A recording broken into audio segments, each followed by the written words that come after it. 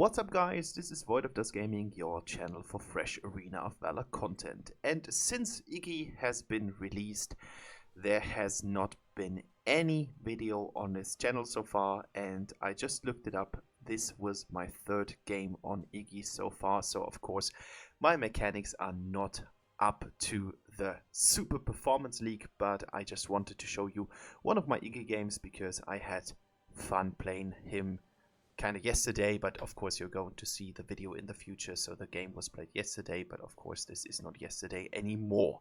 Iggy is a pretty strong mage. He's not the strongest mage in the current meta, but I think he is really decent because he's got great damage output and he's got some unique mechanics that he brings to this game, especially with his ultimate that has a really crazy global presence, dealing a lot of damage, so you should always try to avoid it.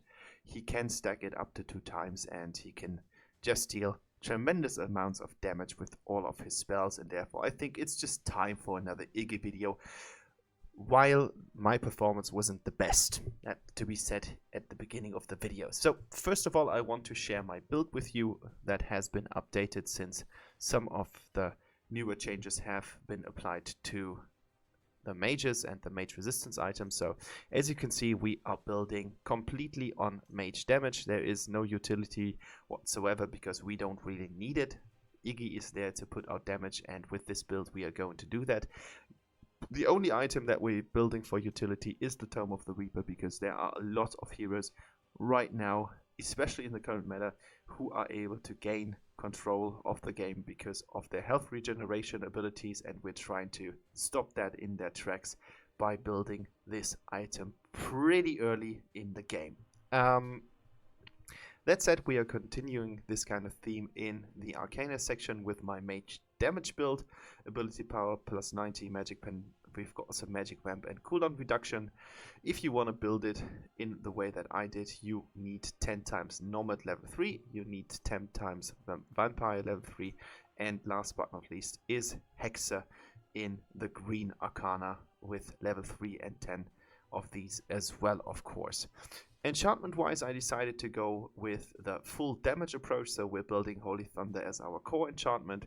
With that comes the Consecrator to increase our ability power that we do get from the equipment, and as you have seen in the item build, we are building a lot of ability power, therefore this enchantment is pretty useful. We're using the Opal Bed in order to gain additional cooldown reduction on our ultimate. As I said, the ultimate is really powerful, hands down, and therefore this does make sense a lot as we're not having any mana, because it's more some kind of stack theme that Iggy is relying on. We don't need any of these mana regen aspects. And for the second line of enchantments, I'm using Evanescence to gain some seconds of invulnerability, and I've been trying instant deprivation in order to kill the minions a little bit quicker and get better clearing speed. So this is the build. Let's prepare for the upcoming gameplay, and yeah, I had great fun playing Iggy again. Let's just see for yourself. So I would say all in all, the enemy team composition was actually quite powerful. Taking a closer look on what we have brought to the battlefield, we've got Hayate, one of the best AD carries in the current meta. We've got Zill, who's also a strong jungler, mage damage based as well. We've got Grak, who is also mage damage based, so we've got 3 of us, including me. And we've got Emily as our solo laner. I wasn't too sure who would be the mid laner because the enemy picked both Crixie and L'Oreal. L'Oreal is a pain in the ass if you are going to fight her, because she actually has the potential to get really close. They've got Era in the jungle, who is also a really strong jungler by now. And on the solo lane we have, is it Tachi? Yeah, it's Elaine, so it's the other version of Tachi, and they do have a really nasty AD carry as well, because Wisp is a late game beast. She's quite squishy early on, but if she manages to come to get it to late game, she's going to be really powerful. You just need to be careful about Wisp's positioning, but all in all, she's really, really capable of dealing a lot of damage. I just killed her because I saw that she was being fairly low, so checking out the map and using that to your very best is actually quite useful.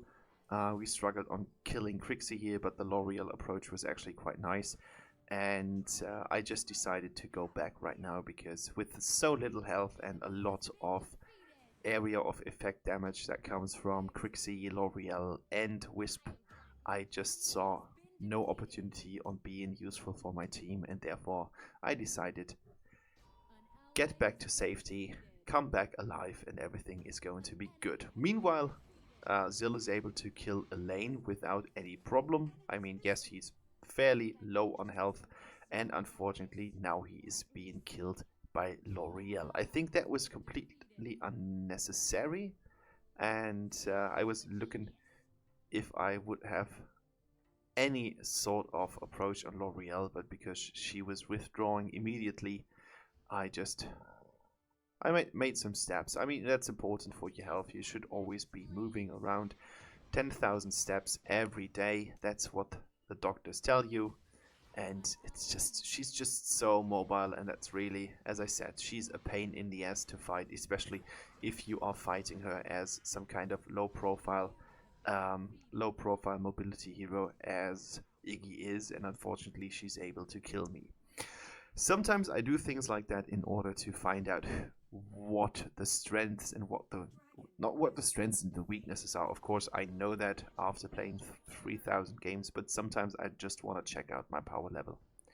Imagine me being Vegeta and I just want to find out with my calculator or my kind of glasses, my Google glasses, how strong is the enemy in comparison to my current hero. And in this case, it just turned out that her power level is way over 9,000, and I wasn't able to do anything against her. And as you can see, she's playing a really good game. She has already been scoring 4 kills in the last 2 minutes, and that just means that we need to be careful, and she is becoming a real threat by now. Helping out my mid laner here a little bit, just in order to show a lane that he is not the only person fighting against our Emily.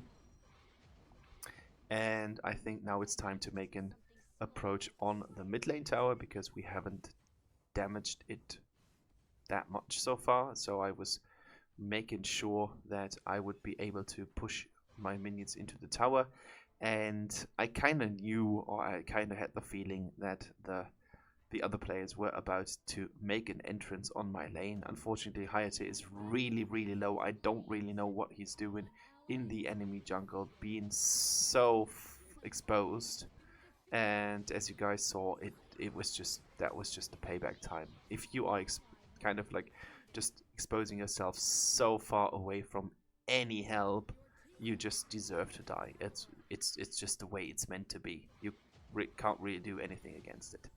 So in this case, I kind of try to evade and sidestep the abilities. And I was really surprised that I went down so quickly. But if that is happening, what is going to what needs to apply right now is I need to learn from this. So I can't fight L'Oreal 1 by 1, and if there are any other enemies around L'Oreal,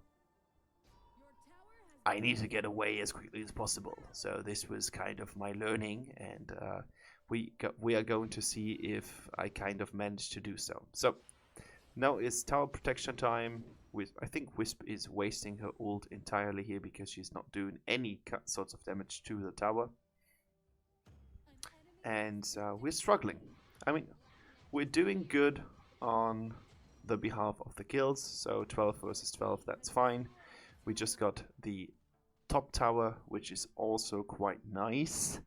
But what we really need to do is get objectives. We need to secure the Abyssal Dragon. We need to secure the Darkslayer, because these are the valuable targets that you want to secure for your team, because they just bring in so much to your team in terms of more damage, health regeneration aspects and stuff like that. So that's always the priority if there is any sort of way to do it. So Elaine makes an entrance, not really that powerful, and I think it was a complete mistake to go for me in this kind of situation, because we were there with 4 people, make it 5 when you count Hayate in, who has just been making way from the mid lane. And now I think Errol is the next person who is stumped by our Stampede. We're making a good approach on the mid lane. Now we need to be careful in order to fight back the mid lane. Good Grog ult here, but we did not really use it in the best kind of way. Now we need to be careful, because otherwise L'Oreal is going to shoot us down. If she would have had her ultimate ready, that could have been a really nasty move if Grog is pulling her towards us, because that just means that she's going to get more people under her ult. But we were lucky. Her ult, it was either already been used or she did not think about using it. So as you can see, with 4-2 right now, I'm feeling quite comfortable to get into the later stages of the game, because 8 minutes have already been played. So I think right now what we would need to do is secure either towers or make kind of prepare our ults. What I wanted to say, we need to prepare our approach towards the really important targets, which are, in this kind of case, the Abyssal Dragon is quite important right now, so we should prepare for this kind of animal to take down. And as you can see, I kind of pinged it. I was asking to rally my team, but unfortunately no one listened to me, and that's something that it kind of annoys me. A lot of players are not using these sorts of smart text messages in order to tell the team members what the plan is, and I think communication is key. It's key in every kind of scenario. It doesn't matter if it's on the job or in a friendship or whatever. You just need to communicate with the other people, and in this scenario we didn't really capitalize on it. We now have the domination. The kill lead is ours, 22 versus 16. We are pretty much pushing the enemy back towards their core, towards their base. And what we would need to do now is secure the Abyssal Dragon with all the forces that are still living. But as you can see, Emily already died trying to kill Crixie. Now Grug comes in, tries to kill Crixie, fails entirely. That was a real bummer, and now he's getting killed by the combined approach of Crixie and L'Oreal. And wow, we've got the lead. We kind of played around it, and it was hard to kind of gain it. And now we're just throwing it away because of individual choices, and we're not playing as a team. So I'm using my ult here, and I think that was a really good one. I've got 3 people in my ult, which leads to the fact that now our Zil is able to get a double kill, which is of course coming in quite handy. But this Errol is having a really good understanding on the movement and the mechanisms that are applying towards our team, and therefore he has been able to just steal one objective after the other. And of course it's nice to get the kill lead, but these objectives are sometimes just way more worth instead of just randomly killing people, not really making use of your dominance and stuff like that. You really need those buffs in order to get the towers quickly. I mean, that was a really good combined approach. I don't know why I was standing up front so far, and unfortunately our tank wasn't there. I don't know what our tank was doing at this point of the game. Triple kill for Crixie right now, and unfortunately it just brought her back into the game.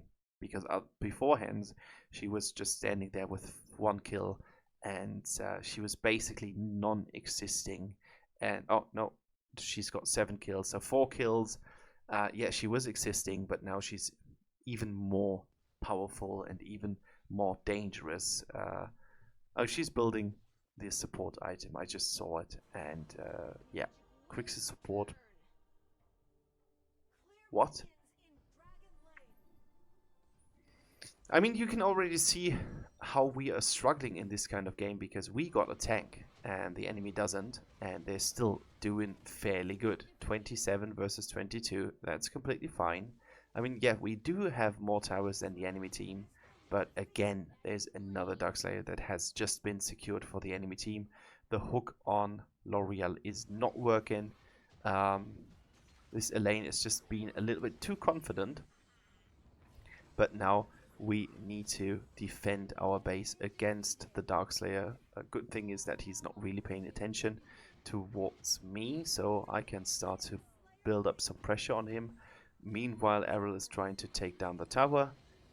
Fair enough that Greg sees this kind of threat and he's able to withstand it. So the tower has still been secured, so it's 5 towers versus 4. Oh no, it's 5 towers versus 5 towers, so it's basically completely the same. The only difference is that we have already been damaging the bottom lane tower, which the enemy didn't. But so far, the only thing that's basically dividing us is the amount of kills. But we need to take a closer look on how much gold the enemies were able to farm, because that's actually telling you how the status of the game is going. It's not just about the kills, it's about the gold that the teams have been farming so far. And I would assume that we're basically even, which would explain why we are struggling so much in team fights. L'Oreal and Crixie might just be quite powerful right now. And I think that was a big mistake. Crixie getting her so close. Now Errol is trying to escape, but we're throwing everything on him. Yes, he has been trying to, or he has tried to escape, but now we need to secure that Abyssal Dragon. Abyssal Dragon has been secured, so at least that's one good approach that we have been kind of focusing on as a team. Now it's important to get Wisp. I tried to push her away with using my ultimates here, so that was my actual goal, to kind of put her in position, because I had the ultimate, so I was trying to push her back as far as possible, and this Rag ult was really nice. So now Emily is able to get another kill in here, which gives us the opportunity to take a closer look on that tower. Really good Grug ult, another kill for Emily, and now it's time for Elaine to enter the fight, and we need to get back because Errol is full. Shutdown on Emily, that's actually worth quite a lot of gold, and I thought about going back right now, and I just decided, because my team is still continuing their approach, I just decided to get back and try to support them. But the good news is that they have already been closing the game for us. So this is a victory. I know that my performance hasn't been the best, but I think we actually did support our team fairly well, especially in the early stages of the game. We were falling a little bit behind after the team fight session has occurred, but I would say fight participation was fairly good, 10.4, so I'm not the worst player. In fact, I'm the third best player in this scenario, because we had a lot of assists, and 22.5 damage, that's fine. Damage taken was the lowest, so yeah, that's pretty good. And I've got the best fight participation, so I was always there for my team, and that's going to tell you something. So I hope you guys enjoyed today's video. If so, a like would highly be appreciated. Put your comments in the comment section below, and have a nice and pleasant evening, and stay healthy and stay safe. Bye bye.